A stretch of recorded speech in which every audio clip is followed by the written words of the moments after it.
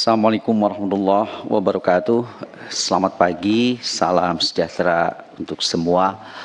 Yang saya hormati pimpinan Badan Legislasi, kemudian Bapak Menteri Agama dan jajarannya, dan hadirin yang berbahagia. Terkait dengan evaluasi Undang-Undang Guru dan Dosen sebagaimana disampaikan oleh pimpinan, kami dari Kemendikbudrismen yang pertama akan memberikan evaluasi umum dan nanti evaluasi detail akan disampaikan oleh para dirjen. Secara umum, Undang-Undang Guru dan Dosen ini merupakan implementasi lebih lanjut dari Undang-Undang Sisdiknas. Tapi ada catatan kami yang terkait dengan norma di sini. Menurut Undang-Undang Sisdiknas, seharusnya pengaturan lebih lanjut mengenai tenaga pendidik dalam hal ini guru dan dosen diatur dalam peraturan pemerintah. Jadi salah satu menurut kami penyebab ada kekakuan, infleksibilitas di dalam pelaksanaan karena untuk perkembangan-perkembangan baru tidak bisa kemudian bisa direspon dengan cepat karena memerlukan perubahan undang-undang. Padahal seharusnya pengelolaan mengenai guru dan dosen itu diatur oleh peraturan pemerintah, tapi malah diatur oleh undang-undang. Jadi tampaknya ada kesalahan persepsi. Undang-Undang Sisdiknas ini dianggap sebagai undang-undang pokok seperti yang dikenal sebelumnya yang sudah tidak ada lagi begitu. Itu yang pertama. Jadi ini harus dikembalikan kepada khetahnya begitu dari Undang-Undang Sisdiknas. Oleh karena itu untuk revisi Undang-Undang Sisdiknas itu harus pengaturan mengenai guru dan dosen itu diatur oleh peraturan pemerintah gitu. Makanya perkembangan-perkembangan yang terjadi yang sudah dikompilasi dalam rangka revisi Undang-Undang Sisdiknas itu akan melakukan seperti itu, di mana norma-norma pengelolaan guru yang fundamental saja akan diatur. Yang berikutnya terkait dengan pelaksanaan Undang-Undang Guru dan Dosen, khususnya yang terkait dengan guru. Ada beberapa isu fundamental. Yang pertama adalah pengelolaan dari guru itu. Ada dualisme di sini antara pemerintahan pusat dan daerah. Sehingga terjadi kebijakan yang dalam beberapa hal terjadi kontradiktif. Umpamanya terkait dengan pengangkatan guru, ya. Dan itu bisa memiliki akibat lebih lanjut dari dualisme kebijakan ini. Oleh karenanya pengelolaan guru itu sebaiknya itu dikelola secara terpusat oleh pemerintah pusat. Itu salah satu isunya. Nah, bagaimana kaitannya dengan kewenangan pemerintah daerah yang ada di Undang-Undang tentang Pemerintah Daerah? Maka kami ingin menempatkannya pengaturan mengenai guru itu sebagai lex spesialis dari ketentuan lebih lanjut, ya, ketentuan umum gitu mengenai kewenangan pemerintah daerah. Selanjutnya juga guru itu salah satunya yang berstatus sebagai ASN itu kan tunduk juga kepada ketentuan-ketentuan yang mengatur mengenai ASN. Akan tetapi guru itu profesi. Ini yang menurut saya harus dipahami betul-betul. Guru di dalam Undang-Undang Sisdiknas adalah profesi. Sementara ini aparatur sipil negara. Oleh karenanya menurut saya di dalam pengaturannya mengenai guru itu harus lex spesialis dari Undang-Undang ASN yang lebih penekanannya kepada posisi sebagai aparatur. Padahal guru itu adalah sebagai profesi, ada tunjangan profesi, pendidikan profesi. Disinilah terjadi semacam kontradiksi antara status guru sebagai merupakan profesi, tapi di lain pihak pengaturannya itu adalah ASN. Gitu. Nah, salah satu yang menyebabkan katakanlah kualitas dari guru, profesionalisme guru itu menjadi berkurang karena tunduk kepada rejim yang berbeda ini. Ada rejim ASN, pada sini ada rejim profesionalisme. Jadi tidak aneh kalau kemudian ada keluhan guru itu lebih fokus ke pemenuhan administratif ketimbang tugas-tugas profesinya. Nah, oleh karena itu mohon agar ketentuan-ketentuan yang menyangkut guru itu harus bersifat lex spesialis ya, sebagai profesi. Berikutnya isu mengenai perencanaan dan formasi dari guru gitu, itu juga salah satu isu karena ada pemerintah pusat dan daerah memiliki pandangan yang berbeda. Pendidikan profesi guru, kemudian pengadaan dan pengangkatan guru, ini salah satu penyebab Bapak Pimpinan, kan ada guru yang diangkat oleh pemerintah daerah, ya. Bahkan meskipun dia bukan merupakan satu tindakan yang benar gitu, ada sekolah mengangkat guru juga, guru honorer, yang itu tidak diketahui, munculnya kemudian ketika ada masalah baru muncul. Kemudian terkait juga dengan pengembangan kompetensi, penugasan guru sebagai kepala satuan pendidikan dan lain sebagainya, redistribusi guru P3K di sekolah swasta dan lain sebagainya. Itu beberapa isu pokok, dan selanjutnya untuk yang detail saya persilahkan Ibu Dirjen dan Pak Kepala Beskap. Terima kasih Bapak Pimpinan. Mohon izin dilanjutkan. Terima kasih Pak Wamen. Bismillahirrahmanirrahim. Assalamualaikum warahmatullahi wabarakatuh. Yang saya hormati pimpinan Balek dan seluruh anggota, dan juga Pak Menteri Agama beserta seluruh jajaran, Prof. Wamen dan Bapak Ibu yang saya hormati, izin melanjutkan apa yang sudah disampaikan oleh Pak Wamen terkait dengan pandangan Kemendikdasmen terkait dengan Undang-Undang Guru dan Dosen. Kami sudah menyiapkan bahan paparan di slide berikutnya. Kami ingin sampaikan sebenarnya bagaimana grand design tata kelola guru yang seharusnya, yang ingin arah ke depan kami ingin ini menjadi tertuang dalam satu peraturan, yang mana untuk tata kelola guru dimulai dari pre-service atau prajabatan, kemudian in-service dalam jabatan, dan post-service purna jabatan. Disinilah nanti kita bisa mengelola siapa diatur oleh siapa, begitu Pak Pimpinan. Di sini kalau pre-service dimulai dari perencanaan dan formasi guru, kemudian pendidikan profesi guru, calon guru atau prajabatan, dilanjutkan dengan pengangkatan dan pengadaan guru, kemudian in service adalah ketika guru itu sudah diangkat dan ditetapkan di satuan pendidikan, disitulah dimulai dengan in service-nya atau dalam jabatan, yang mana di sini pengaturan-pengaturan terkait dengan guru dalam jabatan antara lain meliputi beban kerja dan layanan pembelajaran, bagaimana pengembangan kompetensinya, bagaimana pengelolaan kinerjanya, penugasan guru, bagaimana penugasan gurunya, bagaimana dengan pendidikan guru dalam jabatan, kenaikan karir, kesejahteraan maupun redistribusi guru. Dan setelah itu ketika dia memasuki masa pensiun, disitulah post service atau purna jabatan yang dimulai dari MPP atau masa persiapan pensiun dan penetapan pensiun. Bapak Pimpinan, Pak Menteri, Pak Wamen dan Bapak Ibu yang saya hormati, kami juga sudah menerima kerangka acuan kerja, di mana di situ ada beberapa rumusan permasalahan yang kami akan jawab, yang mana di sini sudah kami identifikasi ada 8 rumusan atau permasalahan yang kami akan melakukan pendalaman. Sebelumnya kami sampaikan bahwa keberlaksanaan Undang-Undang Guru dan Dosen yang menjadi topik hari ini, itu kami sudah melakukan gambaran umum secara evaluasinya, yang mana sebenarnya undang-undang ini membawa kemajuan pada pengelolaan guru, namun berbagai persoalan struktural dan operasional masih menghambat pencapaian tujuan peningkatan mutu dan kesejahteraan guru.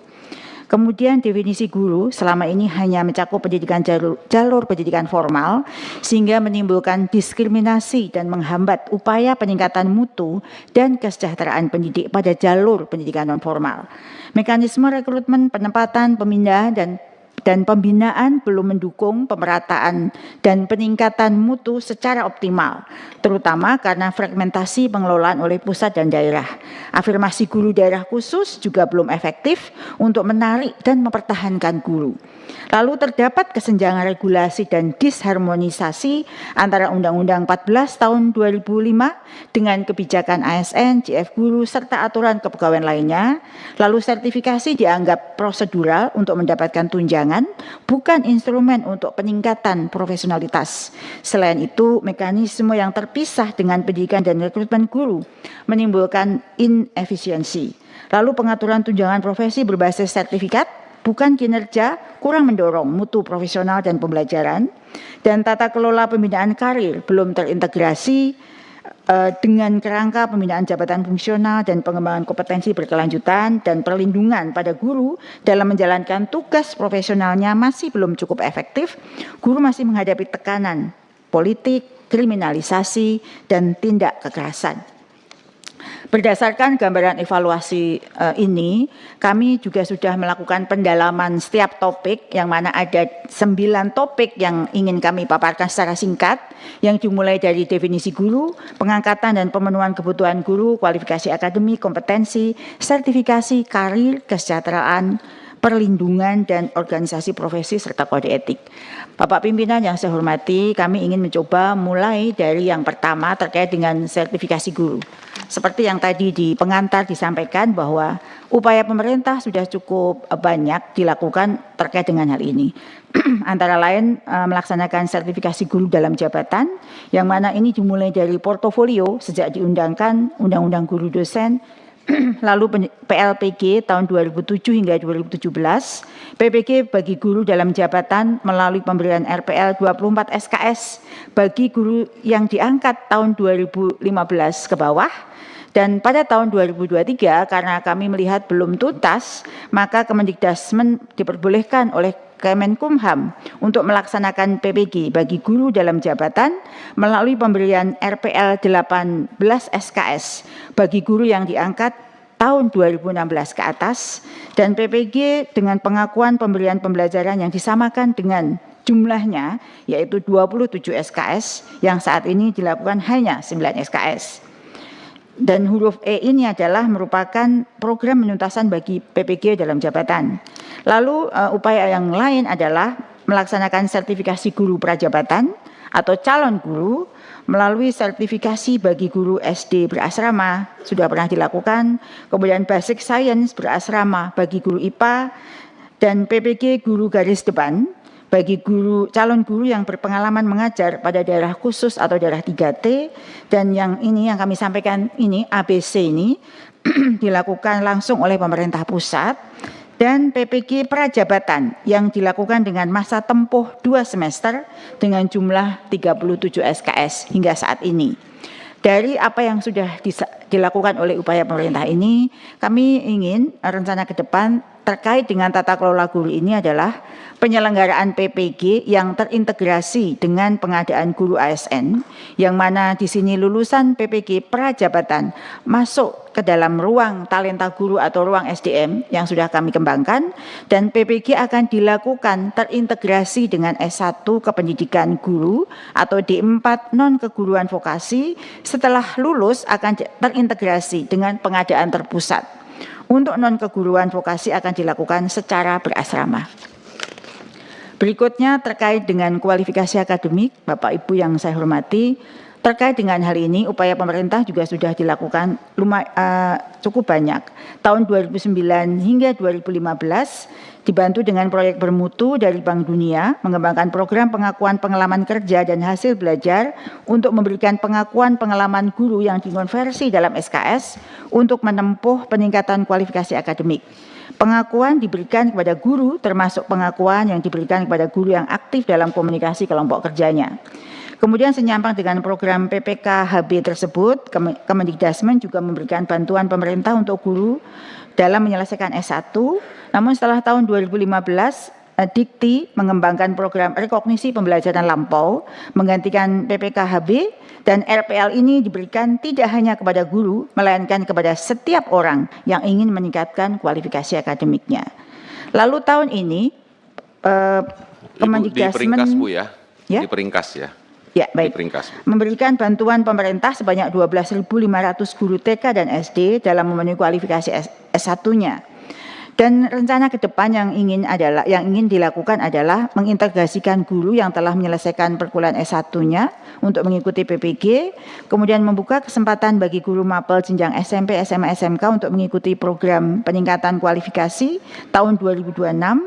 Dan seluruh guru yang belum S1 dapat diselesaikan di tahun 2028 sehingga dapat mengikuti PPG pada tahun 2028. Dan rekrutmen guru hanya berlaku bagi calon guru yang memenuhi S1. Selanjutnya untuk kompetensi, saat ini upaya yang dilakukan adalah melalui uji kompetensi berdasarkan kompetensi teknis bagi guru. Untuk menyingkat waktu mungkin tidak kami bacakan. Lalu rencana ke depan saja yang ingin dilakukan adalah kompetensi guru mengikuti ketentuan Undang-Undang ASN yang terdiri dari kompetensi manajerial, sosiokultural, dan teknis. Kemudian Kemendikdasmen juga mengembangkan Grand Design PKB yang dapat mengidentifikasi kebutuhan belajar guru yang mengarah pada peningkatan karir guru.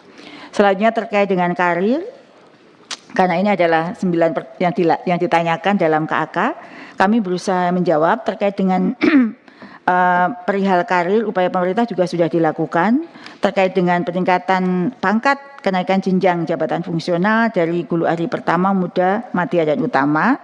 Dan rencana ke depan yang kami harapkan adalah merancang kebijakan JF guru dengan menyesuaikan dengan kebijakan pendidikan dan kebijakan JF Kemenpan RB dan mengembangkan Grand Design PKB yang terintegrasi dengan peningkatan karir guru.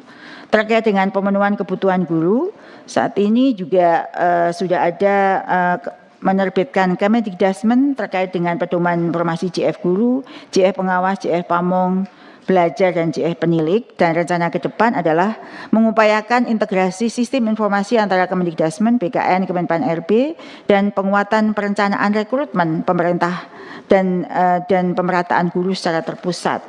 Terkait dengan pengangkatan, penempatan, pemindahan, dan pemberhentian, ini yang mungkin yang paling krusial, bahwa saat ini sejak tahun 2021 hingga tahun 2024 sudah melakukan pengangkatan guru non-ASN melalui P3K secara nasional.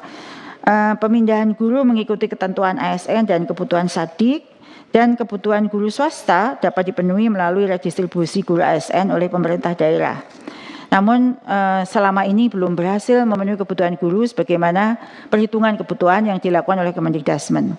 Harapan ke depan adalah perubahan tata kelola pengangkatan, penempatan, pemindahan guru secara terpusat, integrasi pengadaan guru dalam talent pool nasional, dan sistem pengendalian penempatan dan pemindahan guru yang berbasis data. Dan terkait dengan kesejahteraan, upaya yang sudah dilakukan saat ini adalah tunjangan profesi guru diberikan terpisah dari gaji pokok. Besaran TPG sama dengan guru ASN yaitu 1 kali gaji pokok. Menaikkan besaran TPG non ASN sebesar 500.000 menjadi 2 juta per bulan. Ini sudah diluncurkan oleh Presiden dan dilaksanakan di tahun ini. Harapan ke depan adalah memberikan skema penghasilan yang sama dengan ASN pada umumnya, karena sekarang guru hanya 1 kali gaji, sementara di Undang-Undang ASN ada skema penghasilan guru yang bisa melebihi dari 1 kali gaji tambahannya, sehingga TPG masuk ke dalam komponen penghasilan yang diterima oleh guru. Memberikan TPG sesuai dengan prestasi guru, mendorong Kemenpan RB dalam penyusunan aturan tunjangan fungsional bagi JF guru, ke depan guru yang telah berserdik sehingga pemberian tambahan penghasilan semakin berkurang, dan seterusnya. Lalu terkait dengan penghargaan dan perlindungan, yang saat ini pemberian penghargaan setiap tahun kepada guru berprestasi dan seterusnya. Namun di sini masih banyak guru yang masih belum mendapatkan kenyamanan dalam bekerja. Ke depan di sini adalah pengembangan program apresiasi berbasis kinerja guru, dan yang paling penting terkait dengan kenyamanan guru dalam bekerja adalah membentuk dan mengintegrasikan Satgas Perlindungan bagi TPPK dan BIMTEK bagi Satgas Perlindungan upaya supaya dapat menangani setiap pengadaan pengaduan yang masuk. Sedangkan Orprov juga sudah kami masukkan pengusulan. Dan yang terakhir Bapak Pimpinan, ini tadi sudah disampaikan oleh Pak Wamen terkait dengan apa sebenarnya yang ingin sekali dilakukan perubahan terkait dengan kewenangan pemerintah pusat dan pemerintah daerah serta ketentuan jalur rekrutmen guru dan distribusi guru. Bahwa argumentasinya adalah terdapat kesenjangan kebutuhan dan ketersediaan guru antar wilayah yang sangat tinggi. Surplus dan defisit guru terjadi bersamaan pada banyak daerah. Ada daerah yang berlebih guru namun tidak bisa dipindahkan karena kewenangannya ada di pemerintah daerah.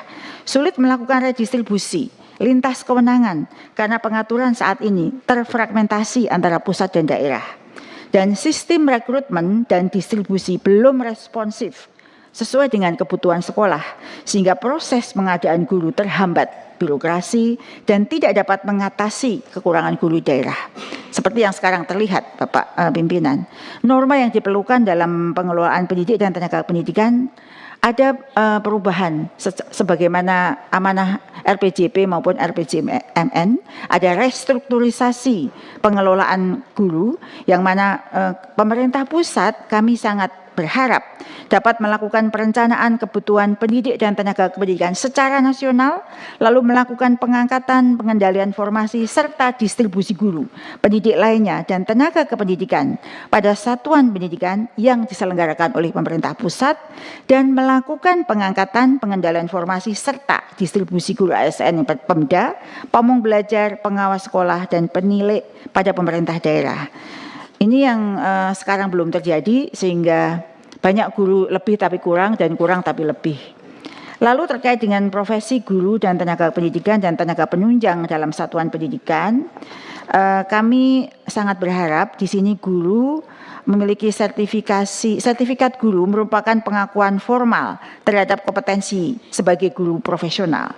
Dan tenaga kependidikan berhak memperoleh kesempatan untuk meningkatkan kualifikasi akademik dan mengembangkan kompetensi secara umum. Dan yang terakhir terkait dengan kesejahteraan dan tunjangan guru dan tenaga kependidikan, kami beranggapan atau berargumentasi bahwa RUU Sisdiknas perlu adaptif dengan skema penghasilan guru ASN ke depan, mengikuti sistem single salary, di mana tunjangan profesi tidak lagi terpisah, tetapi menjadi bagian dari komponen penghasilan. Dan untuk alasan akuntabilitas, tunjangan profesi sebaiknya bervariasi, berbasis kinerja dengan besaran minimum 1 kali gaji pokok. Dan norma yang diperlukan adalah penghargaan dan pengakuan diberikan sesuai dengan ketentuan peraturan perundangan, dan tunjangan profesi merupakan bagian dari penghargaan dan pengakuan yang diberikan kepada guru yang memiliki sertifikat pendidik. Bu ya, dipersingkat Bu. Ya, sudah selesai Pak. Sudah. Sudah Bu. Dan yang terakhir mungkin tidak perlu, nanti bisa dibaca sendiri. Terima kasih paparan dari kami. Saya kembalikan kepada Pak Wamen. Terima kasih.